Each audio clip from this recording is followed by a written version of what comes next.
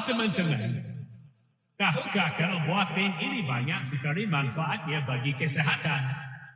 Ia pencernaan, ia gula darah, ia perkembangan sel kanker, ia konsentrasi otak kita, ia stamina bagi pria, dan jelasnya kaya antioksidan dan kaya serat. Semua itu membuat si buah surga ini menjadi sangat banyak bermanfaat kepada kesehatan manusia.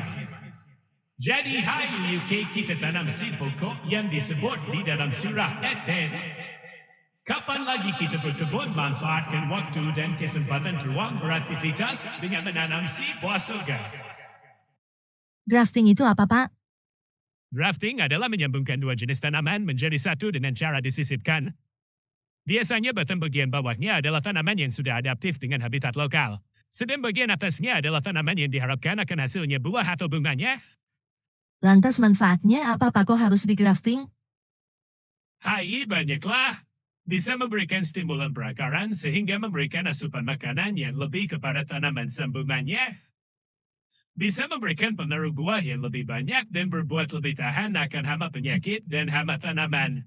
Kalau pokok tin saja langsung ditanamkan ringkih, rawatannya rumit dan mudah terserang jamur, hama dan penyakit ada saja. So hematnya di bagian perakaran digantikan tugasnya oleh pokok lokal namanya loa atau wara lokal.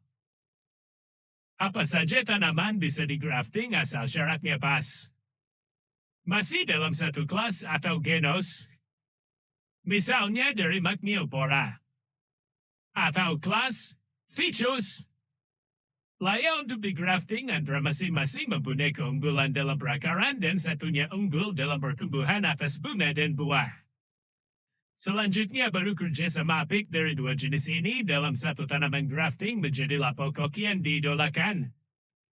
Batang bagus dan pandai cari makanan sedang ranting dan daunnya pandai memberikan buah dan bunga. Inilah yang namanya inovasi yang diharapkan. Contoh tanaman grafting. Bawahan loa ara lokal versus tin Ficus carica.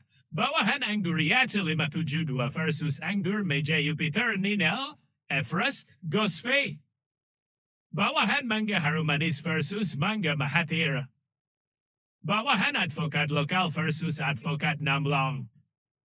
Begitulah usaha untuk improvisasi perihal pertanaman kebun. Apa saja tanaman bisa digrafting asal syaratnya pas. Masih dalam satu kelas atau genus. Misalnya dari Magniopora. Atau kelas Ficus. Layak untuk digrafting antara masing-masing mempunyai keunggulan dalam perakaran dan satunya unggul dalam pertumbuhan atas bunga dan buah. Selanjutnya baru kerjasama apik dari dua jenis ini dalam satu tanaman grafting menjadilah pokok yang diidolakan. Batang bagus dan pandai cari makanan sedang ranting dan daunnya pandai memberikan buah dan bunga. Inilah yang namanya inovasi yang diharapkan. Contoh tanaman grafting. Bawahan loa ara lokal versus tin Ficus carica. Bawahan Anguriata 572 versus anggur meja Jupiter Ninel, Everest, Gosfe. Bawahan mangga harum manis versus mangga mahathir. Bawahan advokat lokal versus advokat namlong. Begitulah usaha untuk improvisasi perihal pertanaman kebun.